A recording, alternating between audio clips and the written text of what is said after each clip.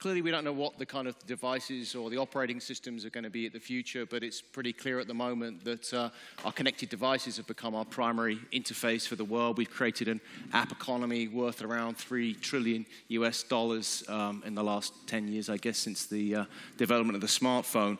And for many years, we've been using apps for pretty much everything, but it now looks like that economic situation might be changing. I think something like 3/4 of US cell phone users do not download a new app every month. 50% of US smartphone users only, the majority of the time they spend is on one particular service, which is a messaging service. Used to be very simple texting services. Now they're much more complex ecosystems. Things are clearly changing. Everyone's been talking about AI at this event and every other event. First question, maybe to you, Vasco. I'm confused. What is a bot? Let's get our definition clear, first of all, to start off. I'm going to borrow your definition. Because I think it was really concise, right? So a bot is a program you can have a conversation with, right? Whether that is text, speech, icons, but that interacts in some way, not always intelligently, but some sort of conversation. Right, so it's a conversational interface. That's the way you'd primarily, but there's some form of intelligence there. Adeline, do you want to maybe add on to that? Yes. What we mean is it's not those ticket scalping bots that we're talking about today, or those botnets or the hacker bots. We're talking more about chat bots that you can communicate with, whether it's through an Amazon Alexa or Apple Siri or through Facebook Messenger. Okay, so let's get into sort of maybe some use cases. Alexander, you work in financial services, for instance. Like, how are bots being implemented in kind of innovative ways in finance? How are you seeing it? Thank you very much. That's actually a very relevant topic at the moment in banks. Recently, MasterCard came out with their own chatbot. I think they used Casisto. Bank of America used Erica. Then we have Digibank in India, which became very popular because 95% of all their queries are processed by a chatbot. So they use normally process like, where's the nearest ATM? Which is actually not a very good use case because you can Google that. But for example, how much do I have on my account? How much did I spend last week? How much can I afford still? So these are actually use cases that it's difficult to check that on your account. And if you type it, or even if you just say it, and it will process data and give you back the information within a couple of seconds, that's extremely useful agent for people then. But sure. Are they built in-house? Do you know who built them? No, most of those banks, almost all of those banks that I know, they use white label solutions, like Casisto, for example.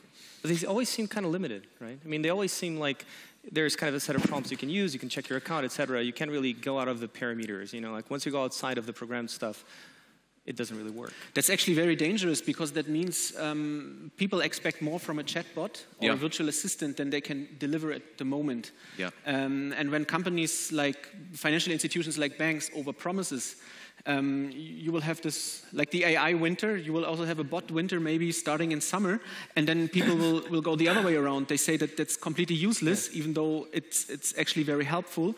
And with complex machine learning, we talked before, like what you're doing is actually very helpful. I mean, we've seen this before with dialogue systems, you know, in like the early 2000s where speech recognition wasn't great and people would call into the systems and get really frustrated because they wouldn't work so well.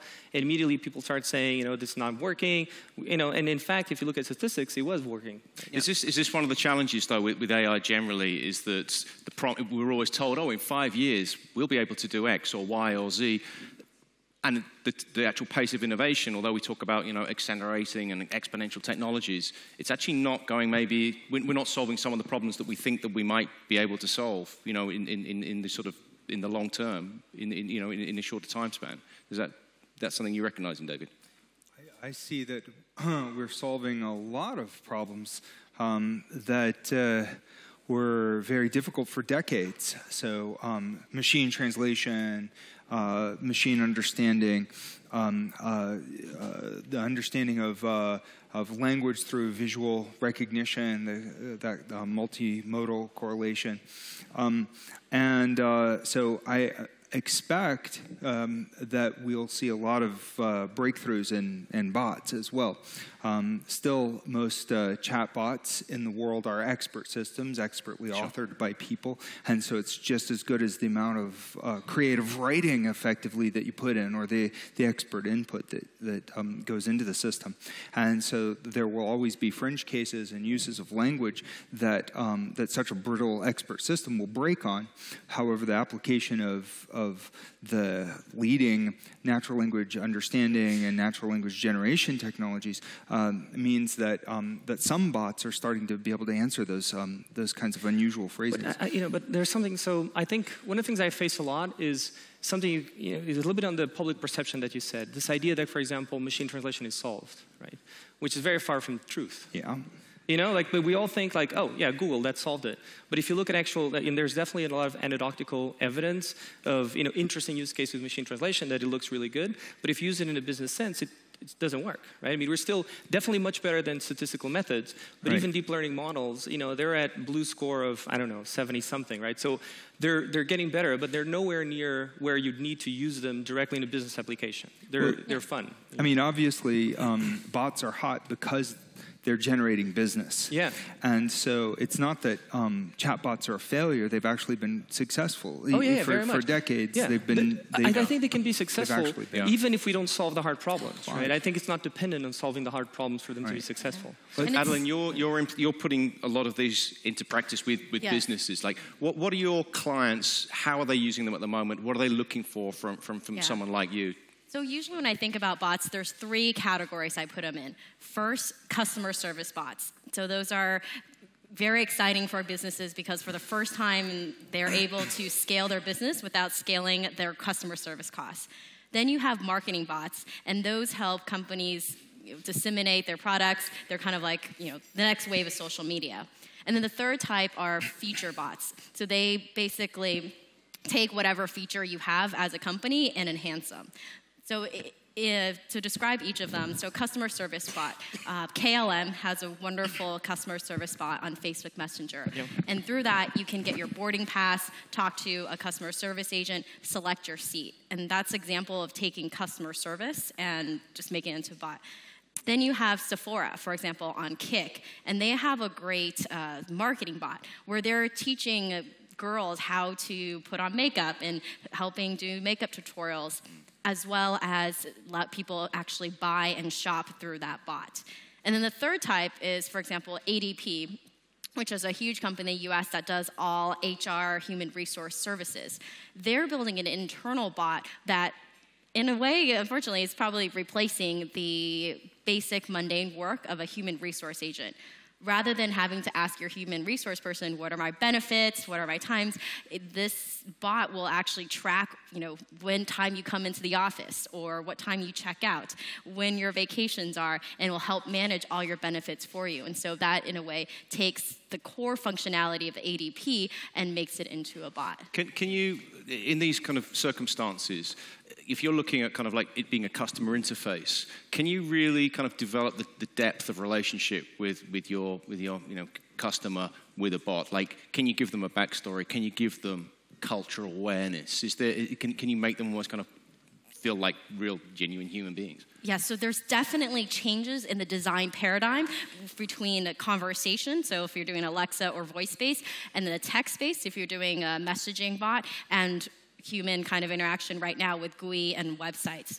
On conversations, right, on Alexa, one of the challenges is you can't remember those skill words. To call a skill, you have to say, Alexa, blank, do something, and most people can't remember, and they only remember 3% of all the skills. So that's definitely a design challenge for people building conversation bots.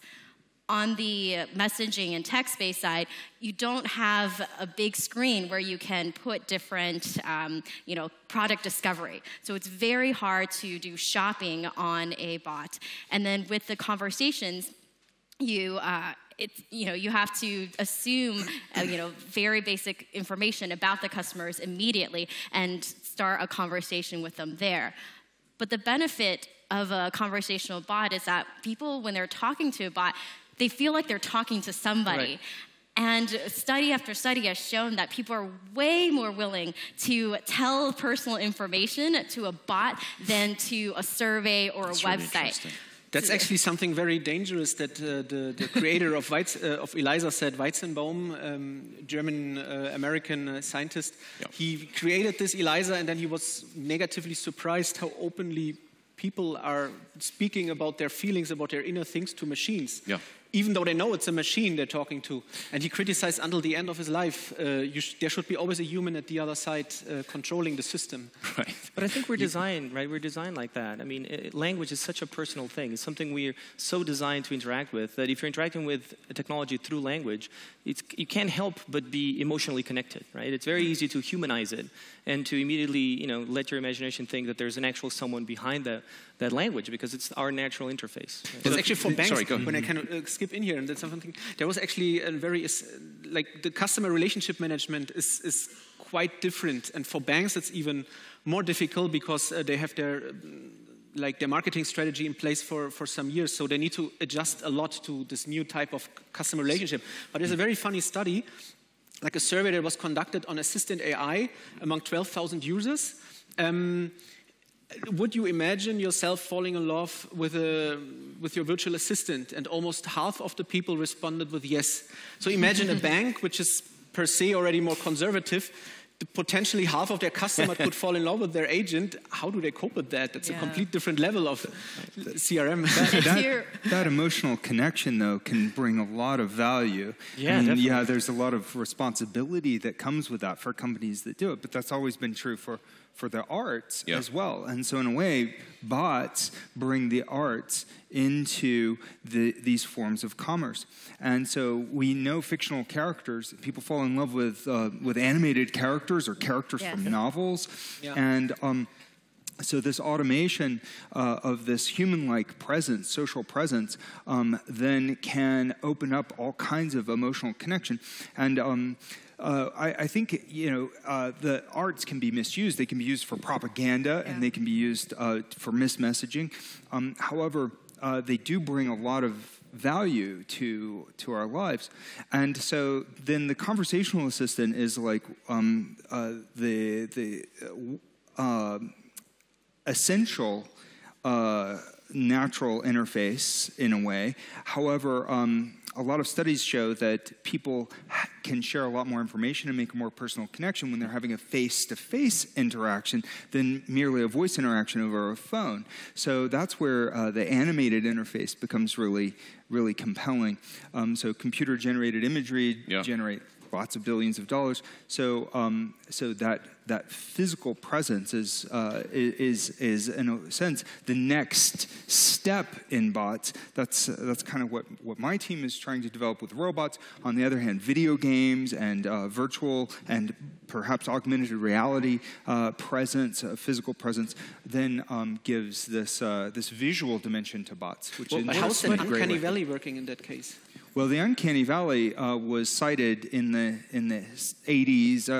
Or the equivalents of the uncanny valley. Uncanny valley. So the uncanny valley is the premise that if you try to make something look alive, that people will find it very creepy. So the more alive that you make it, or more realistic you make it, the creepier it gets, unless you make it absolutely indistinguishable from human.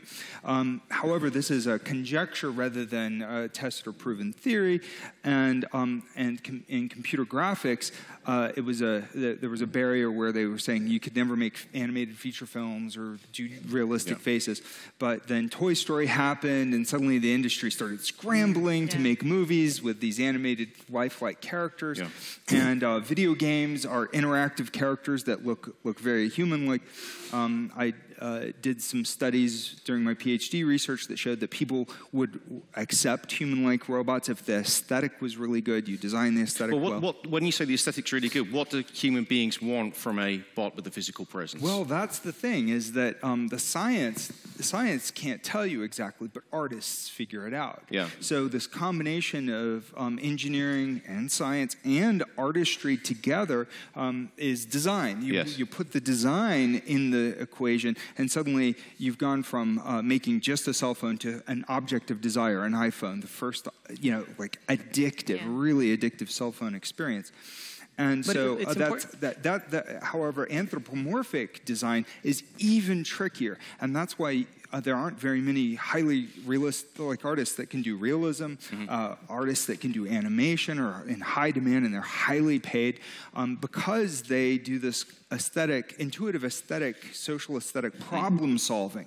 So bringing that approach to bots can make bots, conversational bots or animated bots, more emotionally accessible and speak to the heart more and deliver more value for banking customers or customer service. But it's important to say that emotional connection is really orthogonal to having intelligence with AI. I mean, you connect with the visual and the aesthetics. You don't necessarily have to have AI to have that emotional connection, right? And so it brings a lot of value.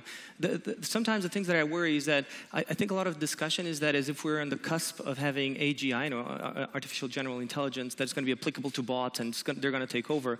And I think that it's a testament to our willingness to connect to a bunch of things that we immediately fill in the gaps with our own imagination. So you don't need to have a super smart bot to have an emotional connection and for that to bring value, right? And at the same time, I think we're very far from actually getting to a bot that is genuinely intelligent because we don't understand. How do you get that? Now, Sorry, go ahead. Right now, most of the bots that I see are all scripted. And what I find really interesting is you have a team of maybe 10 people working on a bot. 3 of them are actually writers who are poets, comedians, and script writers. A lot of the teams you'll see have that background. So in terms of jobs, there's a lot of jobs for writers. Sorry, David, go ahead. Well, I would say that that as bots get smarter, and there are improvements in artificial intelligence. It's not AGI matching human level intelligence, but it's smarter than it was 5 years ago, 10 years ago. And then what you see is an increase in expectation, an increase in uptake, but also the demand for smarter bots then creates a kind of an arms race. So you see a lot of investment in Microsoft, Google, and Baidu, and all these companies all around the world to solve these problems. But in fact, addressing the controls but I of think artificial that's the danger, because I think AI advanced so much, right? And it's been incredible. The advances that deep learning and neural nets are having is immense. But our expectations are even bigger, right? As soon as you hear that, it's like you fail to understand. I think the general public fails to understand how amazing the advances are. But at the same time, they expect that, we solved everything, right? But they haven't rejected it. That's the thing, is that the market uptake is actually increasing. So I don't think that there's going to be another AI winter, because now we can satisfy the demands to enough of an extent, while there's still a hunger for more, which means that as we innovate, that uptake will get even more. And there is the tantalizing prospect that we might be able to achieve artificial general intelligence in our lifetimes. Yeah, definitely. Yeah, so you were saying before we came on, basically you think 25, 30 years, we still won't have really got there to it's very hard to predict anything beyond 10 years. I think it's not going to happen in the next 5-10 years. I think, the median is 2040, if you look all expert. It ranges between next 10 and 1,000 years, and the median is 2040, we will reach that point. It also depends on what, right? In AI, if it's within a vision or within language, But vision is a classification problem, basically, right? I mean, recognizing stuff. And I think neural nets are amazing for recognizing things and for classifying things. I think the problem with translation, and it's why we haven't really solved it, is when you go to the logic part, logic reasoning, we're still pretty much in the 80s. Not a lot of stuff has happened in that field. I mean, abstraction layers, all of that engineering, all of that framework needs to be built. And I think we're still a couple of insights away to really understand kind of what's the next step. Right? I mean, I don't think we understand what human intelligence really is. Maybe the biggest problem is between this conversation we had here, the disappointment and the hunger for more, is that companies who try to implement the bots, that they canalize the different options and try to find out what's the best for the user at the current state of technology, and then test it out on the market. If you have a professional Scrum method in place as a software company, it makes a lot of sense. because we notice on our side is also you have in every company a restricted budget, but you have so many trends. You have virtual assistant chatbots. Beside that, you want to build out your app, you want to build out your website, and maybe you have deep learning application in the back end. So what do you do? What do you prioritize? So that's something I can give you an insight in, but product development. What have you prioritized in your business?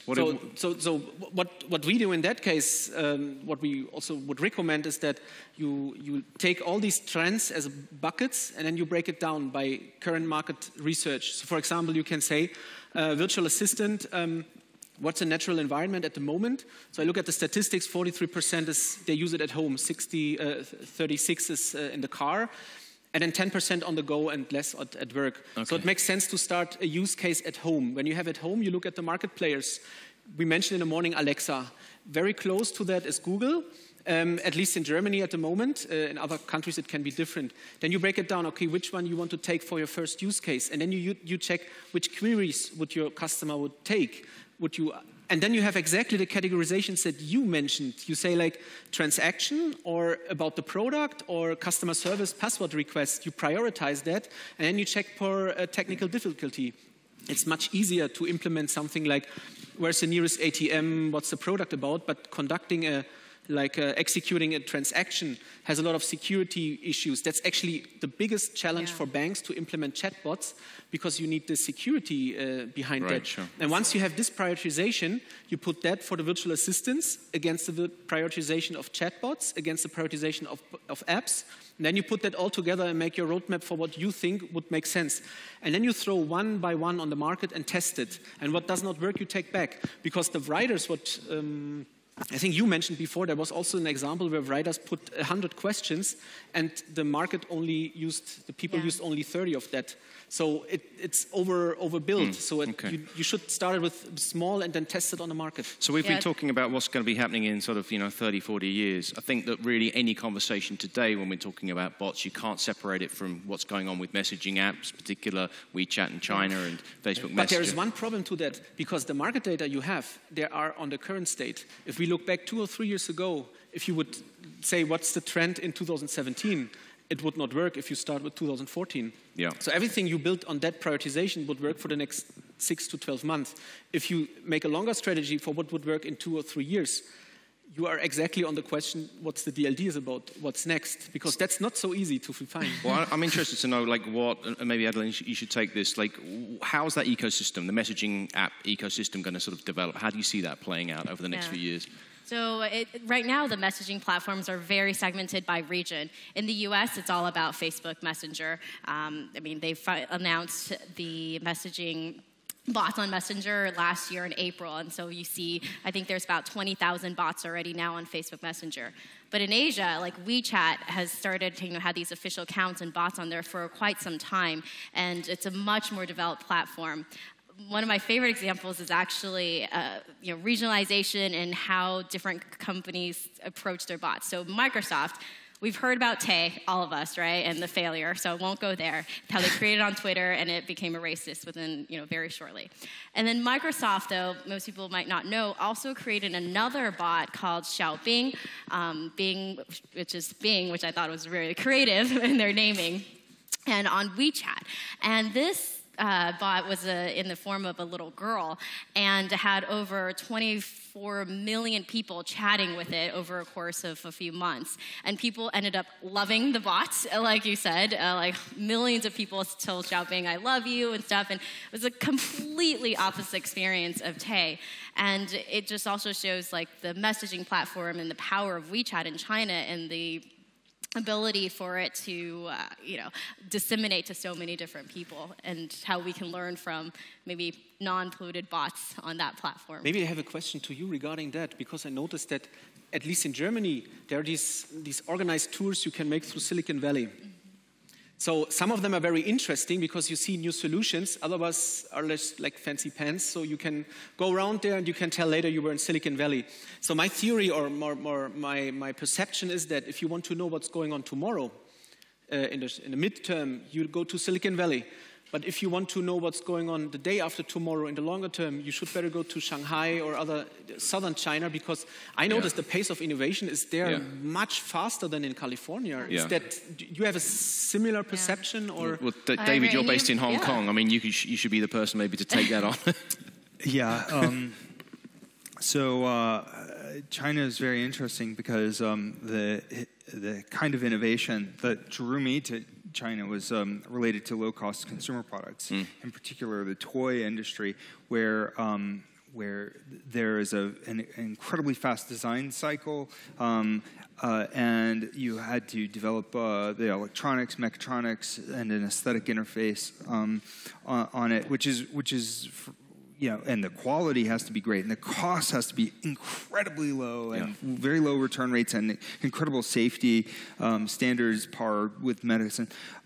However, now you have the booming cell phone and mobile telephony. You've got robotics, you've got drones, you've got self-driving vehicles, and this tremendous explosion because they were able to do these things faster and cheaper, just because they've basically got the source of the manufacturing infrastructure and chip fab and all of that. And the China government decided to put a lot of money into innovation and put that as a priority. And then you've got a lot of people who are really eager to succeed, to make a difference. And so the creativity is really thriving. And yet creativity can be anywhere around the world. Silicon Valley is really interesting because of the belief. There's this legacy of success, and everybody's like, yes, I can do it too. Of course, we're going to invent something, and the money is there, a lot of capital. So Silicon Valley is still in the game for sure. A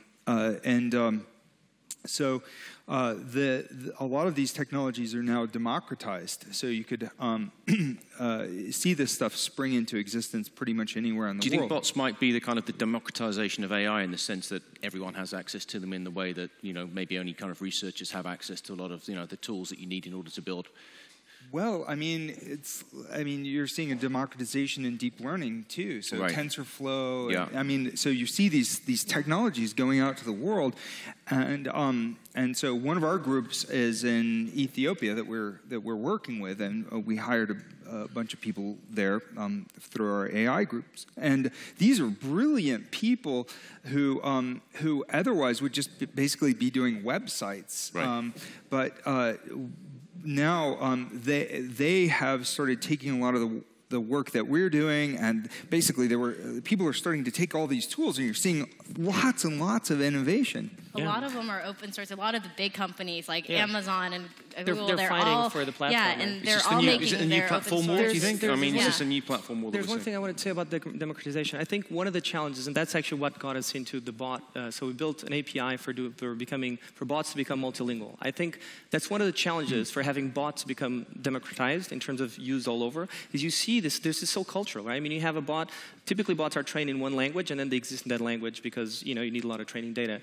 And you see what happens if you run it in China versus the US, as the example you were saying, right? If you want bots to become global, you need to have them speak multiple languages. Language is still a barrier.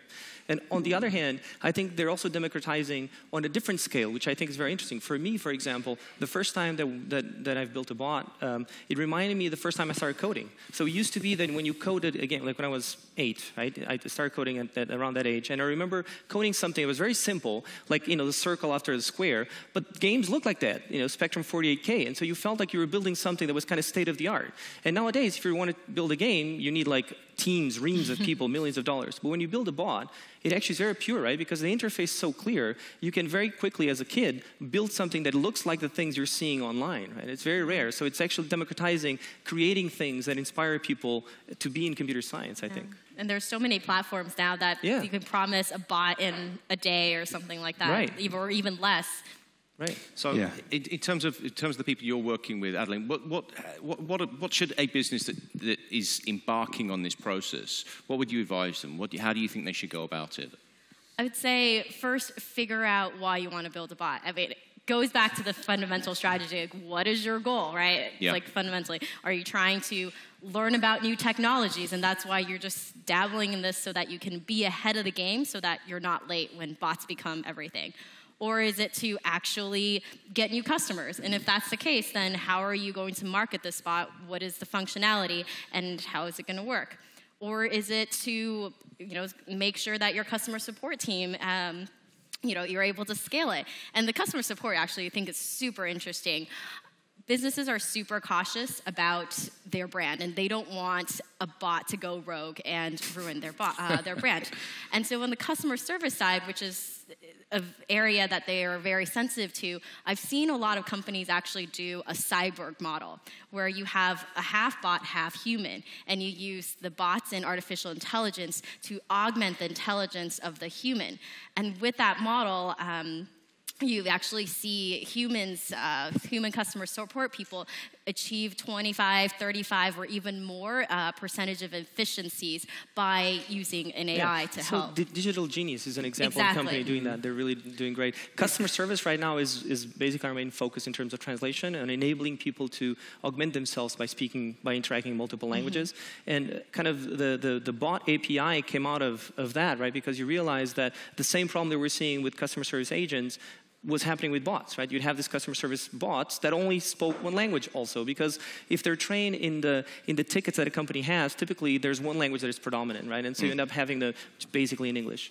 And so this augmentation trend, I think, is going to become, you're going to have tier 0 handled by bots, and then tier 1 by people, and so on and so forth. Okay, so main advice to businesses: don't weaponize your bots. That's the kind of the key to selling it. All right, so we're nearly out of time. So very quickly, each of you, final question: at what point do we think, or if ever, a bot will be able to pass the Turing test? Like, Vasco, what do you think?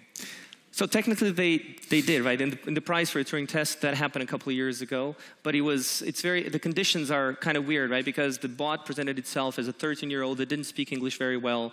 And so on the other side, the humans had a hard time distinguishing if it was a bot or a human, right? It was a Russian train, but it wasn't real AI. It was just a lot of formulas, right? A real bot that passed the Turing test by itself, I don't know, I'd say not less than 10 years. Not less than 10 years? I don't know, 5 years or less. Wow. Well, this test that he's talking about, it's really funny. So it's called the Loebner Prize, that is given out every single year. There's chatbots that win every single year, and you might have actually seen this funny YouTube video that's gone viral of 2 Google Homes like talking to each other like old bickering couples. Those are actually powered by a system called Cleverbot, which is a bot that won for 3 years this prize. 10 years, 5 years, stroke 3 years, 3 years, stroke 5 years. I also assume it's around 5 years, to my perspective, because like if you look at China again, the voice is there much stronger than in Europe. We always chat, but voice is there much bigger, and behind voice in China is Baidu, and behind Baidu is Andrew Ng, who's a Stanford professor and working for Baidu, and he's like deep learning and natural language processes, and they make a remarkable progression recently in recognition of speech, and the next step is only that they make it broader in the sense of what you say. So I guess 5 years. 5 years. Yeah, I would say less than 3 years, and in that it's, in my opinion, about good craft and not so much about AI, because, well, I mean, a good novel can convince you that that's a character, right? And that's a human writer. Yeah. And so, in fact, they could pass it off as history, and you would say, oh, well, this character really existed, but there's no AI in there, right? So, a really well-authored chatbot can just be basically an interactive work of literature. Yeah, so that already happened, right? So the craft-based We have bots, to wind up like 10 seconds, please. So that already happened, right? Okay, you heard it here first. AGI, now, general Are you sure you're not a bot? You're just going to keep going? 5 years. 5 years. All right, 5 years. You heard it here first. Turing test is going to be passed within 5 years. This is what the panel's predicting. Thank you very much for being here. Alex, happy birthday, Alex. Yay! Thank you very much.